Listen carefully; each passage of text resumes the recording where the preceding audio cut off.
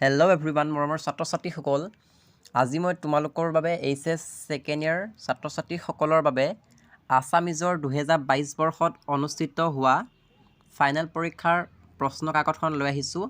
আজি এই প্ৰশ্ন কাকতখন সম্পূৰ্ণ সমাধান কৰি দিম। তোমালোকৰ পৰীক্ষাৰ বাবে বহুত ইম্পৰ্টেণ্ট হ'ব। তোমালোকৰ পৰীক্ষাত এনেকুৱা প্ৰশ্নই আহিব আৰু ইয়াৰ পৰাই কমন পৰিব। আজিৰ ভিডিঅ'টো মষ্ট ইম্পৰ্টেণ্ট হ'ব কিয়নো আজি মই গোটেই প্ৰশ্ন কাকতখন সমাধান কৰি দিম। লগতে 1 নম্বৰীয়া 2 নম্বৰীয়া 3 নম্বৰীয়া 4 নম্বৰীয়া 5 নম্বৰীয়া যিমানবোৰ প্ৰশ্ন আছে সকলো উত্তৰ পাবা আৰু গ্ৰামাৰ যিবোৰ আছে সকলোবোৰ পাবা। মূলভাৱ যি আহিছে আৰু ৰচনা যি আহিছে সকলোবোৰ আনসাৰ কৰি দিম এই ভিডিঅ'টোত। গতিকে ভিডিঅ'টো মষ্ট ইম্পৰ্টেণ্ট হ'ব, ভিডিঅ'টো স্কিপ নকৰিবা আৰু তোমালোকৰ পৰীক্ষাত ইয়াৰ পৰাই আহিব। গতিকে ভিডিঅ'টো ভালদৰে চাই যোৱা। চেনেলটো যদি ছাবস্ক্ৰাইব কৰা নাই চেনেলটো ছাবস্ক্ৰাইব কৰি ল'বা আৰু ভিডিঅ'টো শ্বেয়াৰ কৰি দিবা আৰু ভিডিঅ'টো এটা লাইক কৰি দিয়া। পিছত লাইক কৰিম বুলি থাকিলে তোমালোকে পাহৰি যাবা, সেয়েহে ভিডিঅ'টো এতিয়াই লাইক কৰি দিয়া। তেনেহ'লে আহা আজিৰ ভিডিঅ'টো আৰম্ভ কৰোঁ।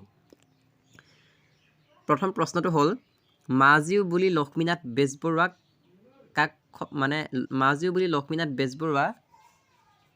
কাক সম্বোধন কৰিছিল?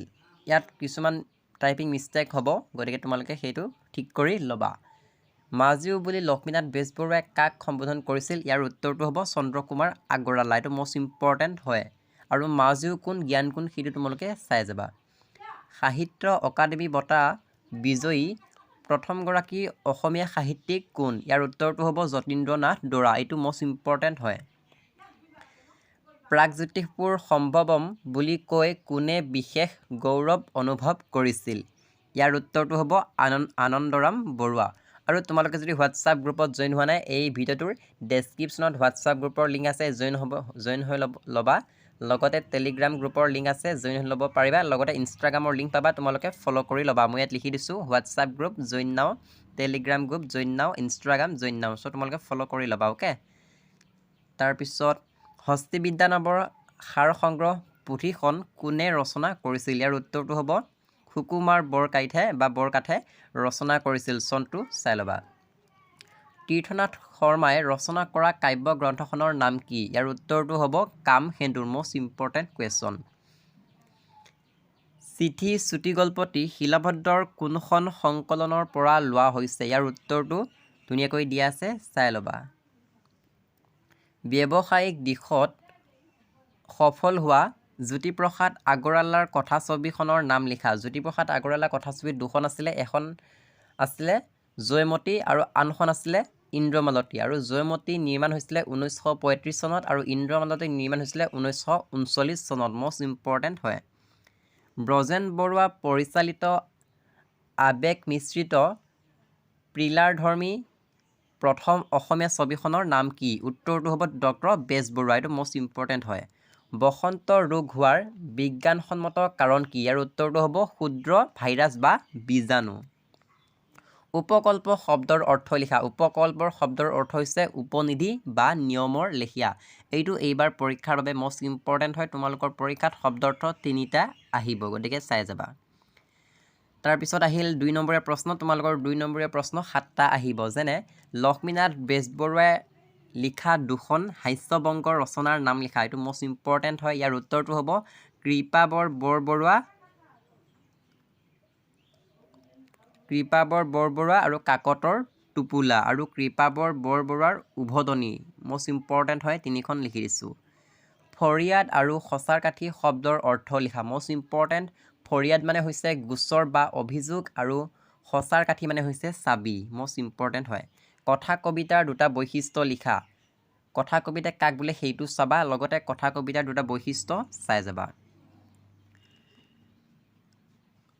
তোমাৰে আনন্দ বৰুৱাই কবিতাৰ শাৰীটো কোনজন কবিৰ কোনটো কবিতাৰ পৰা তুলি অনা হৈছে? ইয়াৰ উত্তৰটো হ'ব লক্ষ্মীনাথ বেজবৰুৱাৰ অসম সংগীত নামৰ কবিতাৰ পৰা তুলি লোৱা হৈছে। এইটো মষ্ট ইম্পৰ্টেণ্ট হয়। আনন্দৰাম বৰুৱাৰ মতে কৰ্মৰ স্বৰূপ কি? ইয়াৰ উত্তৰটো হ'ব আনন্দৰাম বৰুৱাৰ বাবে কৰ্মই আছিল জীৱন, কৰ্মহীনতাই প্ৰকৃতৰ মৃত্যুস্বৰূপ বুলি তেওঁ গণ্য কৰিছিল। এইটো বহুত ইম্পৰ্টেণ্ট হয়। হস্তিবিজ্ঞানৰ পুথি শীৰ্ষক প্ৰবন্ধটো কোন চনত কোনখন আলোচনীত প্ৰকাশ পাইছিল? ইয়াৰ উত্তৰটো হ'ব শুক্লেশ্বৰ বৰা সম্পাদিত জয়ন্তী আলোচনীত 1953 চনত প্ৰকাশ পাইছিল। প্ৰকৃত ত্যাগ মানে কি বুজায়, এইটো মষ্ট ইম্পৰ্টেণ্ট হয়। বৰ্তমান সময়ত চিঠিৰ প্ৰাসংগিকতা কিয় কমি গৈছে, এইটো ইম্পৰ্টেণ্ট।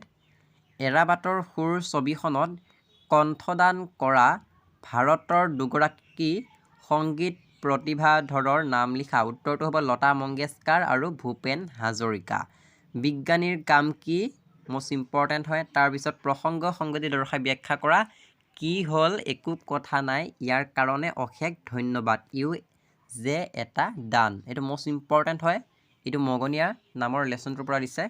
প্ৰসংগ সংগতি দৰ্শাই ব্যাখ্যা কৰা, বহুত ইম্পৰ্টেণ্ট, চাই যাবা। তাৰপিছত ভাৰতীয় সংস্কৃতিৰ মূল আধাৰ বেদ, এইটো ইম্পৰ্টেণ্ট হয়, বহুত ইম্পৰ্টেণ্ট, এইটো চাই যাবা। তাৰপিছত গ নম্বৰটো চাব লাগিব। আমাৰ বিশ্ব ব্ৰহ্মাণ্ডখনৰ ৰহস্য উদ্ঘাটনৰ ব্যৱস্থাটোৱে হ'ল বিজ্ঞান, এইটো বহুত ইম্পৰ্টেণ্ট হয়। ইয়াৰ উত্তৰটো চাই ল'বা। তাৰপিছত 4 নম্বৰ প্ৰশ্নকেইটা চোৱা। ডিব্ৰুগড়ৰ থিয়েটাৰ অৰ্থাৎ বংগশালাৰ বিষয়ে লক্ষ্মীনাথ বেজবৰুৱাই কোৱা কথাখিনি পাঠৰ আধাৰত লিখা। মষ্ট ইম্পৰ্টেণ্ট, এইটো 4 নম্বৰ বা 5 নম্বৰ প্ৰশ্ন এইটো আহিব পাৰে। গুৰুৰে শিক্ষাৰ্থীক অধ্যয়ন সমাপ্ত হোৱাৰ পিছত কি কি উপদেশ দিছিল, তোমাৰ নিজৰ ভাষাৰে লিখা। এইটো বহুত ইম্পৰ্টেণ্ট হয়। এইটো প্ৰশ্ন প্ৰিভিয়াছ ইয়েৰ এক্সামত বহুবাৰ আহিছে। তাৰপিছত এনেকুৱা এটা প্ৰশ্ন আহিব, অসমীয়া চলচ্চিত্ৰ জগতলৈ জ্যোতিপ্ৰসাদ আগৰৱালাৰ অৱদান সম্পৰ্কে লিখা। নহ'লে জ্যোতিপ্ৰসাদ আগৰৱালাৰ অৱদান সম্পৰ্কে আহিব, নহ'লে ভূপেন হাজৰিকাৰ অৱদান সম্পৰ্কে আহিব, কিন্তু এনেকুৱা এটা প্ৰশ্ন আহিব 4 নম্বৰ বাবে। বৈজ্ঞানিক মানসিকতাই সমাজৰ প্ৰগতিত কেনেদৰে অৰিহণা যোগায়, এইটো মষ্ট ইম্পৰ্টেণ্ট।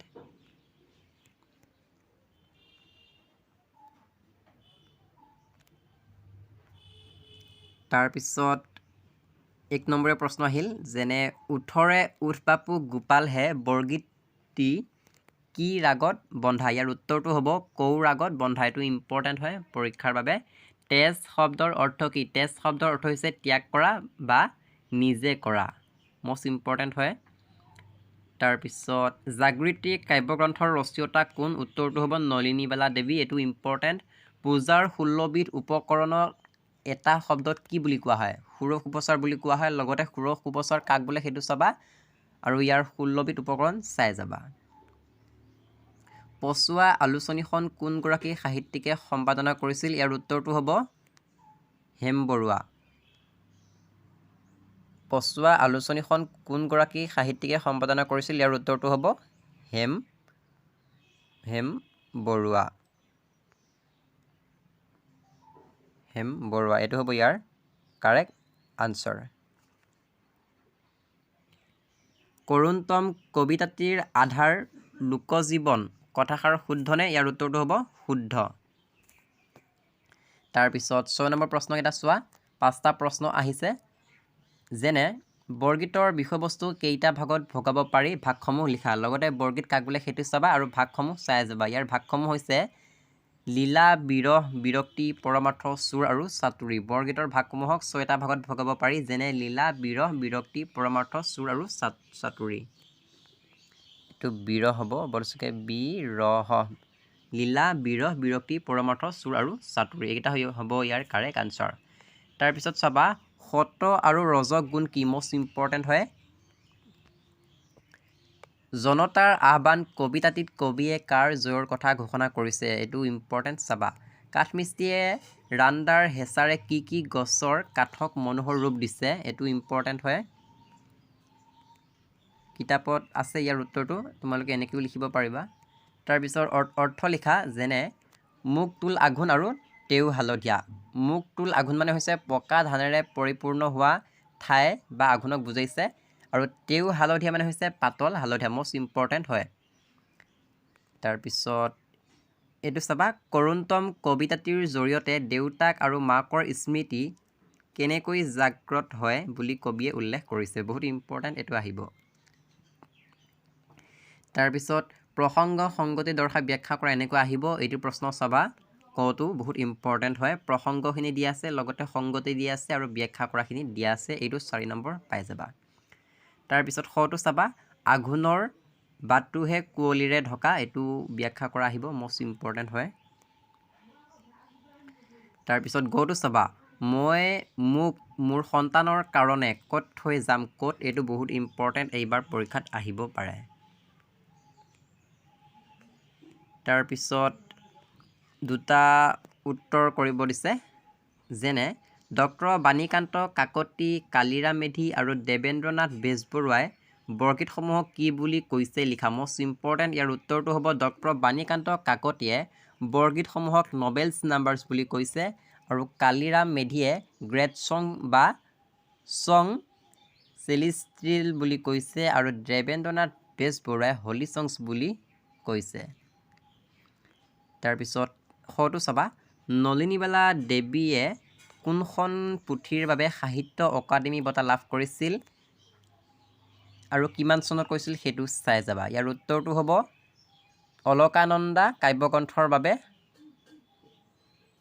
আৰু ইয়াৰ চনটো চাবা লগতে তেখেতে ৰচনা কৰা দুখন কাব্যপুথিৰ নাম চাবা যেনে যোগদেৱত আৰু জাগৃতি মষ্ট ইম্পৰ্টেণ্ট হয় কাব্যপুথি মানে কবিতা পুথিৰ কথা কৈছে ওকে তাৰপিছত গৌটো চাবা 20 শতিকাৰ 40ৰ দশকত বিশেষ ভূমিকা পালন কৰা তিনিখন আলোচনীৰ নাম লিখা এইটো মষ্ট ইম্পৰ্টেণ্ট হ'ব ইয়াৰ উত্তৰটো হ'ব পচুৱা আলোচনী আৰু জয়ন্তী আৰু ৰামধেনু এই তিনিখন মষ্ট ইম্পৰ্টেণ্ট হয় কবিৰ মতে পৃথিৱীলৈ নতুন মানুহ আহিলে কি পৰিৱৰ্তন হ'ব এইটো চাবা ইয়াৰ উত্তৰটো এইখিনি ধুনীয়াকৈ চাই ল'বা তাৰপিছত এইকেইটা চাবা মহৰ্ষি টলষ্টয়ৰ মতে সৌন্দৰ্যবোধ কি ইয়াৰ উত্তৰটো হ'ব মহৰ্ষি টলষ্টয়ৰ মতে সৌন্দৰ্যবোধ বস্তুনিষ্ঠ নহয় ব্যক্তিনিষ্ঠহে বহুত ইম্পৰ্টেণ্ট হয় মূল্যবোধৰ তিনিটি কি ইয়াৰ উত্তৰটো হ'ব মূল্যবোধৰ তিনিটি হ'ল সত্যম শিৱম আৰু সুন্দৰম বহুত ইম্পৰ্টেণ্ট হয় জীৱনৰ নৱজাগৰণৰ সময় বুলি কোনছোৱা কালক কোৱা হয় ইয়াৰ উত্তৰটো হ'ব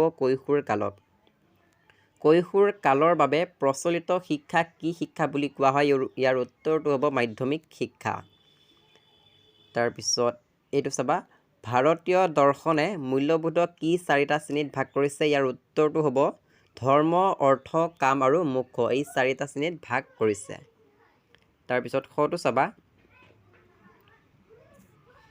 নৈতিক স্বতন্ত্ৰতা বুলিলে কি বুজায় ইয়াৰ উত্তৰটো দিয়া আছে মানসিক শক্তি মানে কি মষ্ট ইম্পৰ্টেণ্ট এইটো আহিব কিশোৰ সংস্কৃতি কাক বোলে বহুত ইম্পৰ্টেণ্ট হয় তাৰপিছত 11 নম্বৰ প্ৰশ্নকেইটা চোৱা নন্দন তাত্ত্বিক মূল্যবোধ সম্পৰ্কে চমুকৈ লিখা এইটো বহুত ইম্পৰ্টেণ্ট হয় 4 নম্বৰ বাবে আহিব তাৰপিছত হটো চাবা কিশোৰ কিশোৰীৰ মনৰ আটাইতকৈ গুৰুত্বপূৰ্ণ বৈশিষ্ট্য হ'ল পৰিস্থিতিৰ সংঘাত ব্যাখ্যা কৰা বহুত ইম্পৰ্টেণ্ট তাৰপিছত আহিল গ্ৰামাৰ যেনে বিভক্তি কাক বোলে অসমীয়া ভাষাত বিভক্তি প্ৰধানত কেই প্ৰকাৰৰ গতিকে বিভক্তি কাক বোলে কেই প্ৰকাৰৰ ইয়াত ধুনীয়াকৈ দিয়া আছে তদ্ধিত প্ৰত্যয় কাক বোলে দুটা উদাহৰণ দিয়া প্ৰত্যয় কাক বোলে তদ্ধিত প্ৰত্যয় কাক বোলে বা বিভক্তি কাক বোলে এইবোৰ আগতে মই ভিডিঅ' আপলোড কৰিছোঁ তাৰপিছত চাবা জতুৱা ঠাঁচ বুলিলে কি বুজা জতুৱা ঠাঁচৰ দুই ধৰণৰ প্ৰয়োগ কি মষ্ট ইম্পৰ্টেণ্ট হয় এইটো প্ৰশ্ন আহিব জতুৱা ঠাঁচ গতিকে এইটো চাই যাবা তাৰপিছত আহিল প্ৰত্যয় ভাঙা যেনে খেতিয়ক নদীয়াল মগনিয়াৰ খাৱন দীৰ্ঘতম বিহুৱা যুঁজাৰু বেগাই আৰু কপহুৱা ইয়াৰ উত্তৰকেইটা হ'ব এইকেইটা খেতিয়ক খেতি যোগ অক এইটো হ'ব তদ্ধিত প্ৰত্যয় তাৰপিছত মগনিয়াটোৰ চাবা মগ যোগ অনিয়াৰ বা মাগ যোগ অনিয়াৰ এইটো হ'ব কৃত প্ৰত্যয় বিহুৱাটো চাব পাৰা কপহুৱা এইকেইটা বহুত ইম্পৰ্টেণ্ট চাই ল'বা এইকেইটা হৈছে ইয়াৰ উত্তৰ তাৰপিছত তোমালোকৰ জতুৱা ঠাঁচ কৰিব দিব যেনে অৰ্থ লিখিব লাগিব যেনে আঠুৱা তলৰ মহ এইটো ইয়াৰ উত্তৰ আঠুৱা তলৰ মহ ইয়াৰ অৰ্থটো হৈছে নিজৰ অধীনৰ বা বশ কৰিব পৰা ইয়াৰ উত্তৰটো ধুনীয়াকৈ চাই ল'বা এইটো হৈছে ইয়াৰ উত্তৰ সি মোৰ বাবে আঠুৱা তলৰ মহ তাৰ বাবে মই চিন্তা কৰা নাই এইটো হ'ব ইয়াৰ বাক্য ৰচনা একাদশ বৃহস্পতি এইটো চাবা গুৰ মাৰি গংগাত পেলোৱা মানে অপকাৰ কৰিবলৈ খোজোতে উপকাৰ হোৱা এইটো ইম্পৰ্টেণ্ট হয় চাবা তাৰপিছত চকু চৰোৱাটো চাবা চকু চৰোৱা মানে হৈছে আনৰ ভাল দেখিব নোৱাৰা গতিকে এইটো ইম্পৰ্টেণ্ট হয় নপতা ফুকনটো চাবা নপতা ফুকনটো ইম্পৰ্টেণ্ট পানীৰ তলৰ কাঁইট চাবা পানীৰ তলৰ কাঁইট মানে হৈছে অভাৱনীয় বিপদ হাত দীঘলটো চাবা হাত দীঘল মানে হৈছে ক্ষমতা খালী এইটো ইম্পৰ্টেণ্ট হয় তাৰপিছত আহিল ৰচনা তোমালোকৰ ৰচনা আহিছিলে 4খনমান, যেনে ক নম্বৰতে আহিছিলে ক'ভিড-19ৰ ওপৰত। ক'ভিডকালীন সময়ৰ ইতিবাচক আৰু নেতিবাচক দিশৰ ওপৰত ক'ভিড-19 ৰচনাখন আহিছিলে। ইয়াৰ উত্তৰটো ধুনীয়াকৈ দিয়া আছে। আৰম্ভণি, তাৰপিছত ক'ভিড-19 মানে কি বা কৰোণা ভাইৰাছ কি হয় সেইখিনি দিয়া আছে। তাৰপিছত বিশ্বজুৰি ইয়াৰ ভয়াৱহতা কি হৈছিলে সেইখিনি ধুনীয়াকৈ দিয়া আছে, চাই ল'বা। তাৰপিছত আমি ক'ভিড-19ৰ সময়ত আমি কেনেকৈ সাৱধানতা ল'ব লাগিব সেইখিনি ধুনীয়াকৈ দিয়া আছে। এইখিনি হৈছে ইয়াৰ পইণ্ট, এইখিনি চাবা।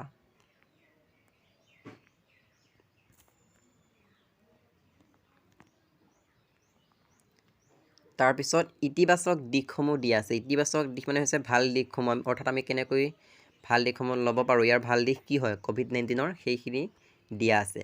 তাৰপিছত ইয়াৰ বিপৰীতখিনি দিয়া থাকিব, অৰ্থাৎ নেতিবাচক দিশসমূহ দিয়া হৈ থাকিব। নেতিবাচক দিশসমূহ দিয়া হৈ থাকিব। আৰু নেতিবাচক দিশ মানে হৈছে বেয়া দিশখিনি, আৰু ইয়াৰ সামৰণিখিনি ধুনীয়াকৈ ইয়াত দিয়া আছে। গতিকে এইখিনিলৈ হৈছে ক'ভিড-19 ৰচনাখন। এইখিনিতে সমাপ্ত হৈ গ'ল। ক'ভিড-19 ৰচনাখন সমাপ্ত হৈ গ'ল। তাৰপিছত শ নম্বৰতে আহিছিলে অসমৰ ক্ষুদ্ৰ উদ্যোগৰ ওপৰত আহিছিলে। ইয়াত কি লিখিব লাগে ধুনীয়াকৈ দিয়া আছে, যেনে আৰম্ভণি লিখিব লাগিব, ক্ষুদ্ৰ উদ্যোগ আৰু ইয়াৰ শ্ৰেণীবিভাগ এইখিনি লিখিব লাগিব। তাৰপিছত ক্ষুদ্ৰ উদ্যোগৰ সম্প্ৰসাৰণ এইখিনি লিখিব লাগিব। লগতে বাণিজ্যিকীকৰণ এইটো পইণ্ট লিখিব লাগিব। আৰু ইয়াৰ সমস্যাসমূহ কি হ'ব পাৰে সেই সমস্যাকেইটা লিখিব লাগিব। তাৰপিছত আমি সামৰণি এটা লিখিব লাগিব। গতিকে সামৰণিটো ইয়াত ধুনীয়াকৈ দিয়া আছে, তোমালোকে চাই ল'বা। মষ্ট ইম্পৰ্টেণ্ট হয় এই ৰচনাখন চাব পাৰা। এইটো হৈছে ইয়াৰ সামৰণি। গতিকে এই ৰচনাখন এইখিনিতে সমাপ্ত হৈ গ'ল। তাৰপিছত গ নম্বৰতে আহিছিলে জ্ঞানপীঠ অথবা সাহিত্য অকাডেমী বঁটা বিজয়ী এগৰাকী অসমীয়া সাহিত্যিকৰ বিষয়ে লিখিব দিছে। গতিকে ইয়াত আৰম্ভণি ধুনীয়াকৈ দিয়া আছে। তাৰপিছত সাহিত্যিকগৰাকীৰ পৰিচয় দিয়া আছে। তাৰপিছত কিছুমান গ্ৰন্থ বা উপন্যাসৰ নাম দিয়া আছে। তাৰপিছত তেখেতৰ বৈবাহিক জীৱনৰ ওপৰত কিছুমান দিয়া আছে। লগতে তেখেতে কি বঁটা পাইছিলে সেইবোৰ দিয়া আছে, আৰু শেষত সামৰণি এটা দিয়া আছে। এইখিনি হৈছে ইয়াৰ সামৰণি। গতিকে তোমালোকৰ পৰীক্ষাত প্ৰিয় গ্ৰন্থ, প্ৰিয় সাহিত্যিক, পৰিৱেশ প্ৰদূষণ ৰচনা এইবোৰ ৰচনা আহিব। গতিকে এই ৰচনাখন এইখিনিতে সমাপ্ত হৈ গ'ল। তাৰপিছত তোমালোকৰ ঘৰ নম্বৰতে আহিছিলে এইটো সামাজিক মাধ্যম আৰু বৰ্তমান সময়ত ইয়াৰ প্ৰভাৱ। তোমালোকে ইয়াত লিখিব লাগিব সামাজিক মাধ্যম কি। গতিকে উত্তৰটো চাই যোৱা। আৰম্ভণিখিনি ধুনীয়াকৈ দিয়া আছে। এইখিনি হৈছে ইয়াৰ আৰম্ভণি। তাৰপিছত সামাজিক মাধ্যম বুলিলে কি বুজায় সেইখিনি লিখিব লাগিব। ইয়াৰ প্ৰচাৰ বা প্ৰসাৰ মানে কি সেইখিনি লিখিব লাগিব। জনপ্ৰিয়তাৰ মূল কাৰণসমূহ কি সেইবোৰ লিখিব লাগিব। তাৰপিছত ইয়াৰ ইতিবাচক দিশসমূহ লিখিব লাগিব, লগতে নেতিবাচক দিশসমূহ লিখিব লাগিব। আৰু শেষত সামৰণি এটা লিখিব লাগিব। গতিকে সামৰণিটো এইখিনিতে সমাপ্ত হৈ গ'ল। গতিকে এইখন আছিলে ৰচনা। এইখন আছিলে ছ'চিয়েল মিডিয়া বা সামাজিক মাধ্যম। তোমালোকৰ পৰীক্ষাত এনেকুৱা ৰচনাবোৰে আহিব। গতিকে এইখন হৈছে 2022 বৰ্ষৰ অসমীয়া প্ৰশ্ন কাকতৰ সম্পূৰ্ণ সমাধান। তোমালোকৰ পৰীক্ষাত যি আহিছিলে গোটেইবোৰ গ্ৰামাৰ ছল্ভ কৰি দিলোঁ। লগতে যি 4খন ৰচনা আহিছিলে সেই 4খন ৰচনা ছল্ভ কৰি দিলোঁ। আৰু যিমানবোৰ 1 নম্বৰে, 2 নম্বৰে, 3 নম্বৰে, 4 নম্বৰে, 5 নম্বৰে প্ৰশ্ন আহিছিলে গোটেইখিনি ছল্ভ কৰি দিলোঁ। গতিকে এই ভিডিঅ'টো মষ্ট ইম্পৰ্টেণ্ট হয়। তোমালোকৰ পৰীক্ষাত এনেকুৱা প্ৰশ্ন আহিব, আৰু ইয়াৰ পৰা প্ৰায় 70 পৰা 80% কমন পৰাৰ সম্ভাৱনা আছে। গতিকে এই ভিডিঅ'টো পৰীক্ষাৰ আগত এবাৰ চাই যাবা। উত্তৰখিনি তোমালোকে লিখি লোৱা নাই যদি লিখি লোৱা, আৰু ভালদৰে ৰিভিজন কৰি থাকা। যিহেতু তোমালোকৰ 13 ফেব্ৰুৱাৰীৰ পৰা পৰীক্ষা পালেহি, সেয়েহে এই ভিডিঅ'টো মই তোমালোকৰ বাবে শ্বেয়াৰ কৰি দিলোঁ। গতিকে তোমালোকে এই ভিডিঅ'টো ভালদৰে চাবা, আৰু চেনেলটো যদি ছাবস্ক্ৰাইব কৰা নাই এনেধৰণৰ ইম্পৰ্টেণ্ট কমন কুৱেশ্যন আনচাৰ পাবলৈ চেনেলটো ছাবস্ক্ৰাইব কৰি ল'বা। ভিডিঅ'টো যদি লাইক কৰা নাই ভিডিঅ'টো লাইক এটা কৰি দিবা আৰু তোমাৰ বন্ধু বান্ধৱীলৈ শ্বেয়াৰ কৰি দিবা। আৰু এই চেনেলটোত বিভিন্ন ধৰণৰ কুৱেশ্যন আনচাৰ ভিডিঅ' আপলোড কৰা আছে, সকলোবোৰ ইম্পৰ্টেণ্ট হয়, তোমালোকে ভিডিঅ'সমূহ চাবা। তেনেহ'লে আজিৰ ভিডিঅ'টো ইমানতে সামৰণি মাৰিলোঁ। ভিডিঅ'টো কেনে লাগিলে কমেণ্ট এটা কৰি দিবা। গতিকে ভিডিঅ'টো চোৱাৰ বাবে বহুত বহুত ধন্যবাদ।